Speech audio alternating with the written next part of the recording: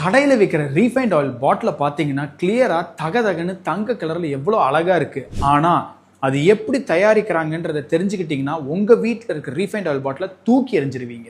அந்த எண்ணெயை ஃபேக்ட்ரியில் தயாரிக்கும் போது அதோட ஹீட் வந்து 150 டிகிரி செல்சியஸ் வரை இன்க்ரீஸ் ஆகுது. அந்த கொட்டையிலிருந்து கடைசி சொட்டு எண்ணெய் வரை எடுக்கிறதுக்காக ஹெக்ஸேன்ற ஒரு கெமிக்கல் யூஸ் பண்ணுறாங்க. இது பெட்ரோலியம் ப்ராடக்ட்லேருந்து எடுக்கப்படுற ஒரு கெமிக்கல். அடுத்தது சோடியம் ஹைட்ராக்சைடை வச்சு அதை ப்ளீச் பண்ணுறாங்க.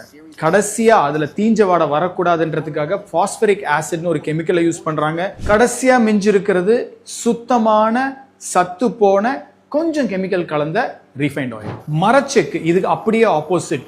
இது மரச்செக்ல தான் பண்ண முடியும், ஸ்லோவா தான் பண்ண முடியும். அப்ப ஹீட் ஏற்படுறதுக்கு வாய்ப்பே கிடையாது. இதுல கெமிக்கல் ஆட் பண்றது இல்ல, இத ப்ளீச் பண்றது இல்ல. அதனாலதான் மரச்செக்கு எண்ணெய் எப்ப பாத்தீங்கன்னாலும் கலங்களா உள்ள குப்பை இருக்கிற மாதிரியே இருக்கும். ஆனா அந்த குப்பை உங்களுக்கு நல்லது. மரச்செக்குல ஆட்டின எண்ணெய் உங்க இதயத்துக்கு, ஜீரணத்துக்கு, தோலுக்கு, ஹார்மோனுக்கு ரொம்ப ரொம்ப நல்லது.